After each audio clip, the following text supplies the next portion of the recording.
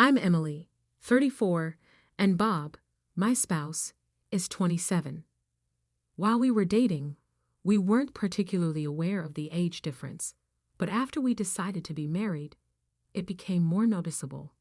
I was really taken aback by his parents' extreme conservatism and their remote Northeast residence when I first met them. Because of our age gap, they were originally highly opposed to our connection. I still clearly recall their criticism, saying things like, "They say it's hard to find an older wife, but 7 years is a long time. Is Emily even old enough to bear children? Are her eggs going to be too old?" Most ladies may easily become enraged by such comments. The mother-in-law said, "I refuse to accept this," while the father-in-law was just unpleasant. Why is Bob required to weed a woman who is 7 years older? It would be too awkward to bring up the subject with the neighbors. You're not the right person to be our daughter-in-law because of your experience in the city, and he'll be back soon to take over the family business. I had spent almost my whole late 20s with Bob, our 6-year relationship. After a few years of living together, I was determined to marry him, and I had no energy left to look for another partner. I pushed Bob to make the proposal out of frustration, and he grudgingly accepted. He appeared to prefer maintaining things as they were, maybe because of his youth or simply his character. He suddenly changed his mind and said, "See, I told you it was too soon to get married," in response to his parents' opposition to our engagement. "We can simply file for divorce later." I responded firmly, "It's not too soon. The age difference won't change, no matter how much time passes." Turning back to his parents with a polite smile, I said, "Yes, I am older than Bob, but that's something beyond our control. I promise to do my best to prove myself as a worthy daughter-in-law. I'm not perfect, but I hope you can accept me." Though they agreed with some reluctance, Bob's sister was adamantly opposed. At our first meeting, she bluntly declared, "Just so you know, don't refer to me as your sister-in-law. It's completely unacceptable for my brother to marry someone older than me." Looking back, I realized I was naive. Yet with the confidence of someone who had navigated difficult clients in my work, I believed I could handle it. I now understand what they call rude bullying. I convinced myself that moving back to the countryside to live with the in-laws was not as bad as the horror stories I'd read online. I should have called off the wedding at that point, but as they say, hindsight is 20/20. Now, a year later, I deeply regret getting married. Although our daily life and work routines didn't change much after we registered our marriage, one major shift was the frequent phone calls Bob started receiving from his mother. I could only guess what they were about. Likely questioning when we would move back home and probably urging him to consider divorce. Whenever Bob received calls from his mother, he would retreat to another room or the bathroom, trying to shield me from overhearing. But with our small apartment, it was impossible not to catch snippets of the conversation. I often heard phrases like, "So Emily was saying," and couldn't help but listen in. It seemed they were accusing me of opposing the idea of moving back to Bob's hometown to live with his parents. But that wasn't true. When I asked Bob about moving back, he expressed reluctance, saying he didn't want to live somewhere without a nearby convenience store and where job opportunities were scarce. It seemed he was using me as a scapegoat for his own unwillingness to return home. It was frustrating to see Bob cast me as the villain to cover up his own hesitations.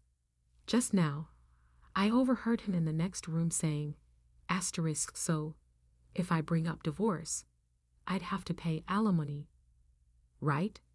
His hesitation about divorce wasn't rooted in any lingering affection for me, but in his aversion to paying alimony. Hearing his true feelings was disheartening. I began seriously considering divorce. Although we don't have children, I contemplated it privately without mentioning it to anyone. Shortly after, I received a call about Bob's sister's upcoming wedding, which prompted us to take the express train back to his family's home for the ceremony. Despite Bob being the heir, our wedding had been a modest family dinner, while his sister's wedding was set to be a lavish event. I wanted to fulfill my social obligations and avoid any further fallout on our part, despite the glaring disparity. The wedding was scheduled for the middle of a 3-day weekend, so Bob and I arrived at his family's home the day before. Bob's sister's fiancé was from a neighboring city, and the wedding was set to take place at a venue there, with plans for the relatives to travel by chartered bus. As the family home became a hub for relatives, they began arriving in droves. The ceremony was set for just after 2 p.m., and to avoid overcrowding the venue's dressing rooms, venue staff, hairdressers, and makeup artists came to the house to get everyone ready. Even Bob's parents were dressed to the nines. Our own wedding had been more of a simple family dinner, where we wore slightly nicer everyday clothes. The contrast in treatment was stark and surprising. I had splurged on a dress for this occasion, done my makeup, and was setting my hair when my father-in-law called out, "Hey, Emily, could you serve some refreshments to the relatives?"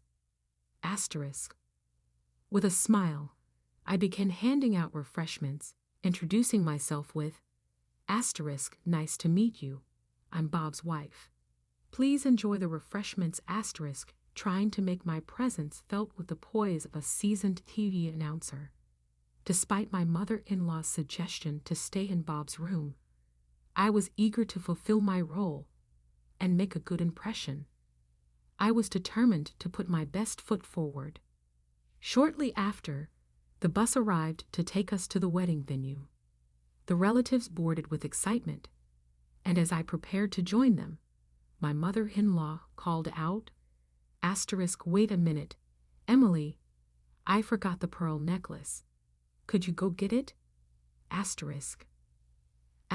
Really, in this formal dress? I asked, trying to hide my annoyance. She'd insisted, "It's in the drawer on top of the dresser in my room. It's a keepsake from my mother. Please hurry and bring it." Understanding the urgency, I replied, "I'll look for it now." I hurried to my mother-in-law's room and began searching through the cluttered dresser drawer. The necklace wasn't immediately visible, and with everyone else already on the bus, I started to feel anxious. After about 5 minutes, I found a box that looked promising. I opened it quickly and dashed to the entrance, only to see that the bus had already left. The entire family, including Bob, had departed without me. You've got to be kidding, I exclaimed, rubbing my eyes in disbelief. The bus was nowhere in sight. I panicked, realizing I had left my cell phone in my bag, which had already been loaded onto the bus. I knew the venue's name but didn't have their phone number. Without my phone, I couldn't reach Bob, and without my wallet, I couldn't even get a taxi. What was I going to do? For a moment, I felt a wave of despair, but then I thought, do I even need to go to this wedding? My enthusiasm for the event had completely evaporated. It wasn't just my first time meeting these relatives. Surely my in-laws and Bob must have noticed I wasn't on the bus. Their departure without me seemed unnecessarily cruel. The idea of divorce crossed my mind, but simply ending the marriage felt too easy. I wanted revenge. After some contemplation, I devised a plan. I stepped outside with a calm demeanor and a smile, preparing to execute my scheme. When the relatives, in-laws, and Bob returned from the wedding around 5 p.m., they were visibly drunk. By then, I had gathered all my belongings except for the bag that had gone with them. I found a taxi company's number in a phone book next to the in-laws' home phone and requested a taxi to pick me up in 30 minutes. Everything was set. I greeted them at the bus with an innocent expression. Bob's face showed guilt when he saw me, but he didn't say a word. My in-laws ignored me, preoccupied with sending off the relatives. The relatives glanced my way but quickly left in their cars. I wished Bob would at least offer an apology, but that's just how he was. With a forced smile, I said to Bob, "welcome back." He looked visibly relieved and began making excuses. "I didn't realize you weren't on the bus. I felt bad, but the ceremony was starting, so I couldn't come back for you." I ignored his excuses and started searching through the luggage for my bag, silently conveying my disbelief. Then, I turned to him and said, "Divorce, is this some kind of joke? Because it certainly feels like one." When Bob realized what I had said, he began to panic.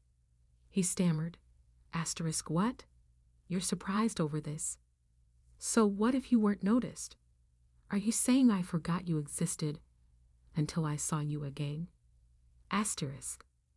While both of his parents were awful, the real disappointment was Bob. He was left speechless, unable to defend himself. Then, my father-in-law, after sending off the relatives, chimed in, "Come on, it was just a little forgetfulness on both sides. Bob's talking about divorce over something like this. City brides are really spineless." It seemed he was actually in favor of the divorce. My mother-in-law, upon hearing about it, smirked and said, "I knew it. A city bride just doesn't fit in. She was never right for our family."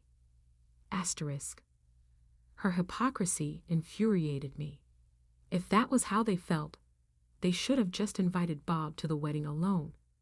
Why make me travel all this way only to leave me behind? Anyone would be outraged by such treatment, whether they're a city bride or a country bride. When I shouted, my mother-in-law shouted back, "We never intended to invite you in the first place. There wasn't even a seat prepared for you. Bob brought you along by mistake, so we left you behind." I was shocked by her audacity. As I glared, Bob quickly looked away and shifted the blame to his mother, saying, "Well, Mom didn't explicitly say to come alone, so I assumed it meant as a couple." My mother-in-law's unreasonable anger continued.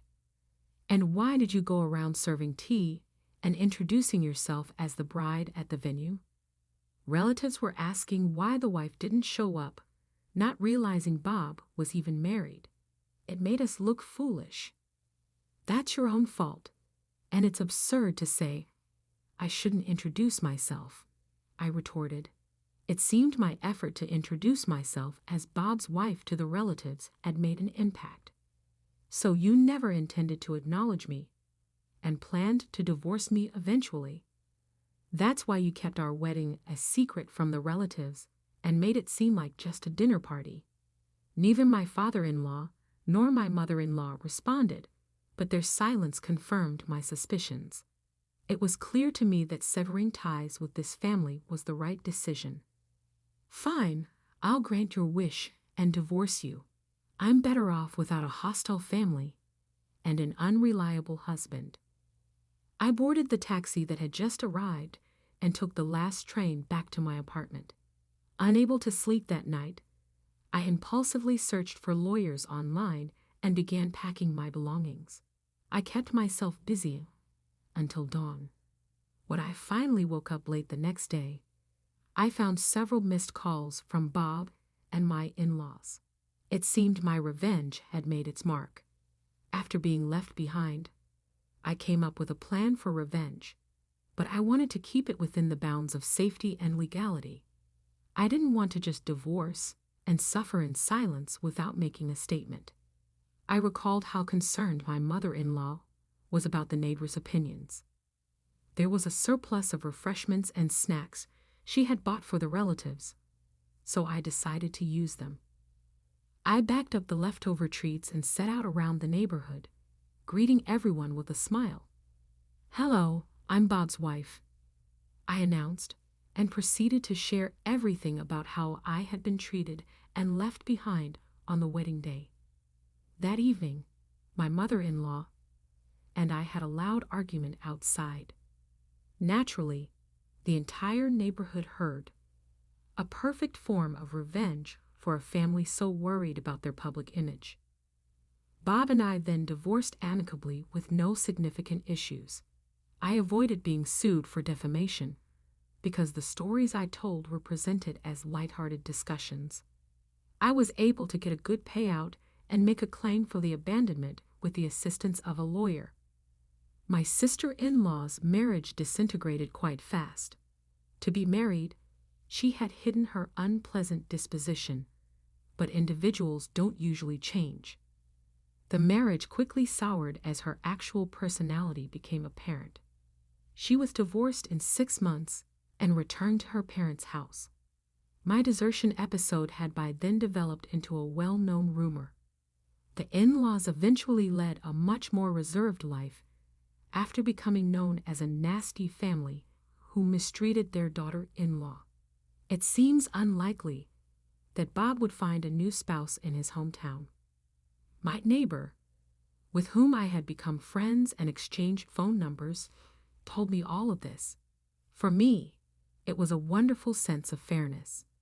Divorce seemed like a fresh start. Now that I had a clearer picture, I regretted not seeing Bob and his family's actual nature sooner. When they first opposed me, maybe I should have left right away, but I was naive and young. I want to remember the good times we had together, and I think I learned a lot over the past year. I'm relieved that the matter has been settled, and I can now go on.